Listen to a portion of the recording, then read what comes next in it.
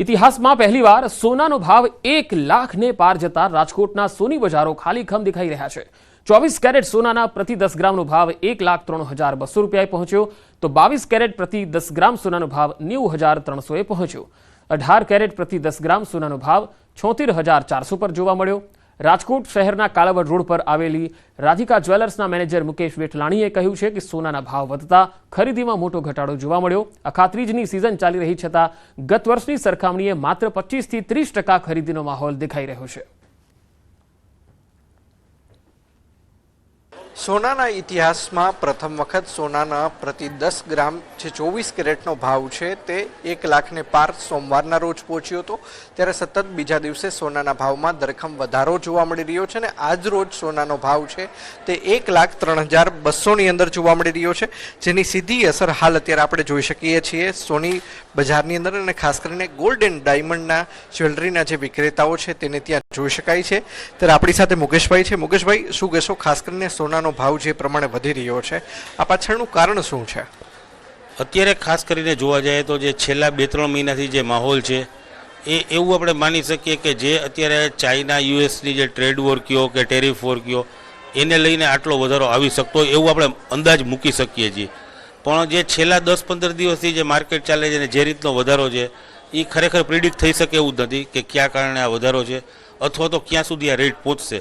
નકર અત્યારે વૈશાખ મહિનો એટલે કે આપણે અક્ષય તૃતીયાની સિઝન પણ હોવી જોઈએ, જે એ પ્રમાણે કંઈ જ નથી દેખાતી। જે ગયા વર્ષની સરખામણી આપણે જોવા જઈએ તો આ વખતે એ સિઝન માત્ર 25-30% જેટલી રહી છે અને એમાં પણ જે ગ્રાહકો આવે છે એમાં જરૂરિયાત પૂરતી જ ખરીદી કરતા હોય છે અને તેમાં પણ સામે મહત્તમ જોઈએ તો એક્સચેન્જમાં જૂનું ગોલ્ડ જ હોય છે।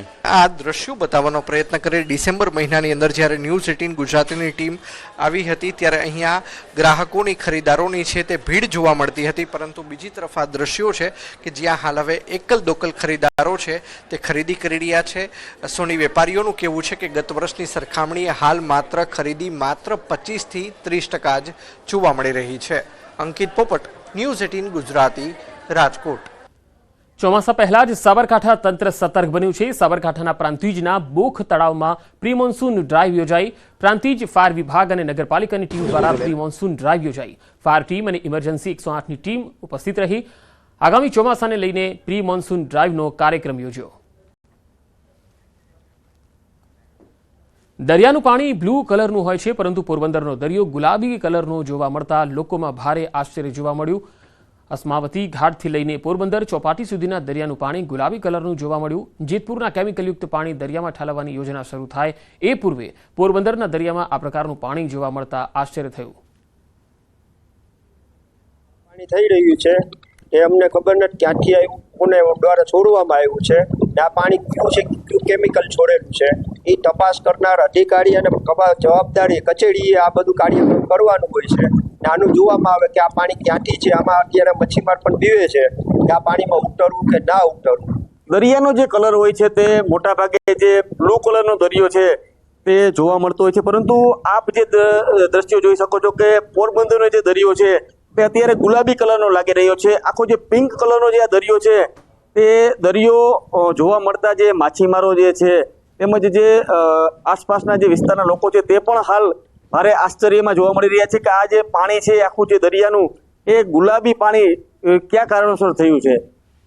આવું જે દ્રશ્યો છે તે કયા કારણે થયા છે, આ શું કોઈ કેમિકલના કારણે છે કે પછી જે આખું જે પાણી ગુલાબી થઈ જતા જે માછીમારો છે તે માછીમારો પણ ક્યાંક ને ક્યાંક ડર અનુભવી રહ્યા છે કે આ કોઈ જે પાણી છે તેના કારણે ચામડીના જે રોગ છે તે રોગ થાય છે કે કેમ, તેવી પણ શંકા ઉપજી રહી છે। અને આ અંગે જે ગુજરાત પોલ્યુશન કંટ્રોલ બોર્ડ જે છે તેમના અધિકારીઓને પણ જે ફોન દ્વારા સંપર્ક કરવાનો પ્રયાસ કરવામાં આવ્યો, પરંતુ તેમનો પણ ફોન છે તે રિસીવ થયા નથી। ત્યારે ખરેખર આ પાણી કયા કારણસર આટલું ગુલાબી થયું છે અને શું કારણ છે આ પાણી આટલું ગુલાબી થવા પાછળનું તે અંગે પણ તપાસ કરવામાં આવે તે ખૂબ જ જરૂરી છે। પ્રતિશ સિલ્લુ, ન્યૂઝ 18 ગુજરાતી, પોરબંદર। તો આ બુલેટિનમાં અત્યારે આટલું જ। નમસ્કાર।